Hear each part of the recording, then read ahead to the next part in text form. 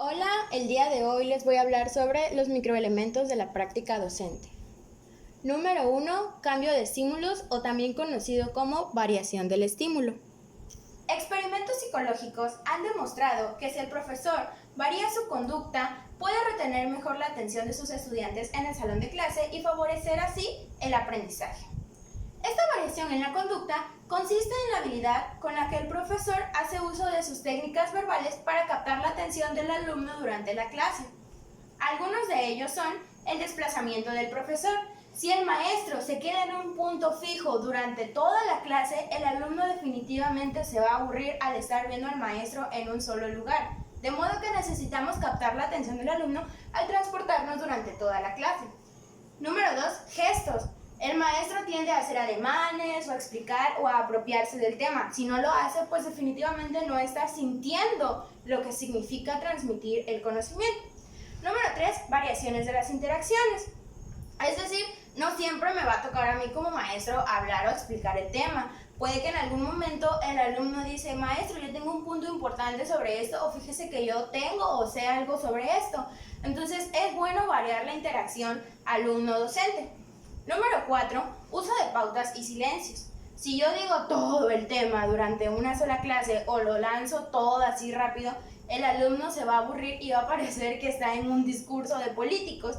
De modo que es bueno hacer pautas para contestar algunas preguntas y sobre todo para dar lluvia de ideas o para ver si el tema se está entendiendo.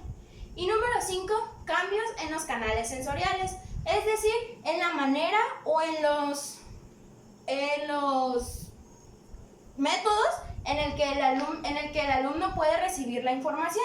Es decir, puede utilizar anotaciones en el pizarrón, o puede utilizar mapas cognitivos, o videos, o puede utilizar audios, lecturas, no sé, pero hay muchas maneras de enviar información hacia el alumno. Número 2. Formular preguntas o el tiempo de formulación de preguntas. La microenseñanza permite al profesor practicar esta habilidad, la cual consiste no solo en el uso adecuado de las preguntas, sino también en que éstas sean de categoría apropiada, tales como preguntas de sondeo o preguntas divergentes. No todas las preguntas que se pueden hacer durante una clase son preguntas buenas. Ya más adelante veremos por qué. Esta habilidad puede ser un útil auxiliar cuando además son los alumnos quienes formulan las preguntas.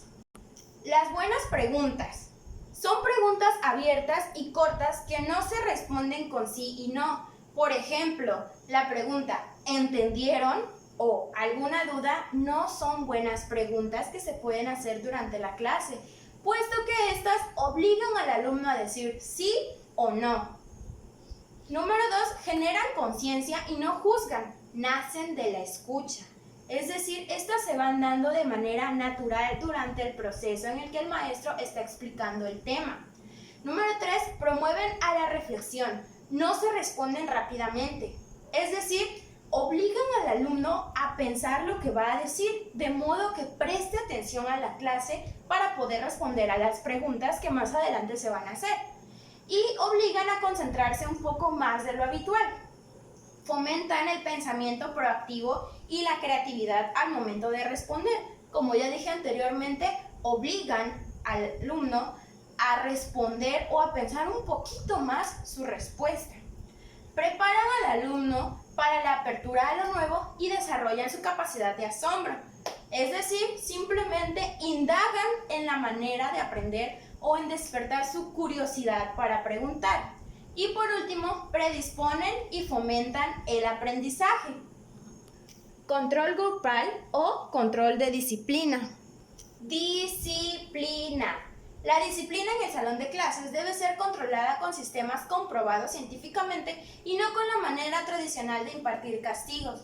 Como futuros licenciados en Ciencias de la Educación sabemos que existen un sinfín de teorías educativas, de un sinfín de autores que han propuesto cómo debe ser el ambiente de aprendizaje y sobre todo la manera de impartir la clase.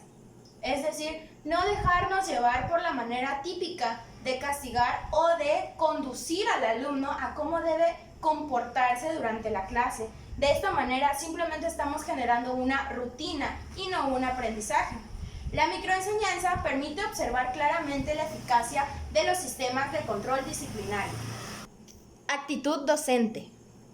Se basa principalmente en la disposición que tiene el docente frente a determinadas situaciones dentro del ambiente de clase, aunque existen también otros factores. Esto quiere decir que es la actitud o la manera con la que el maestro llega a impartir su clase durante el ambiente, más que nada. Algunos elementos como el entusiasmo, la inventativa, la predisposición a ayudar y el conocimiento del contenido son muy importantes al momento de efectuar la clase, ya que si yo como maestro llego con todo el entusiasmo a dar la clase, mis alumnos lo van a notar y van a decir, pues, que hay que echarle ganas al prestar atención. La inventiva o la creatividad, más que nada, en cómo voy a buscar que los alumnos me hagan caso. Si yo no tengo predisposición a ayudar, pues simplemente no estoy funcionando como docente. Y sobre todo, de nada sirve que yo tenga estos puntos anteriores si no tengo el conocimiento del contenido. Mi actitud varía en muchas cosas y es, considero yo, lo más importante al momento de dar la clase, puesto la actitud es lo que determina todo el proceso de ambiente-aprendizaje. Juegan un rol muy importante en el rendimiento de la clase. Clima del aprendizaje. Esta es la interacción y la comunicación entre los que se encuentran envueltos dentro del proceso de enseñanza-aprendizaje, es decir, los participantes principales, docente-alumno. Esta debe darse entre el docente y los alumnos y viceversa, así como alumno-alumno. Para que esto suceda o para que un buen ambiente, un buen clima del aprendizaje se pueda dar durante la clase, debe haber una buena comunicación y tener buenas actitudes durante la clase. De no ser así, este punto estaría fallando definitivamente. Y bueno, esto ha sido todo por el tema de hoy. Espero que haya quedado claro. Gracias por haberme visto.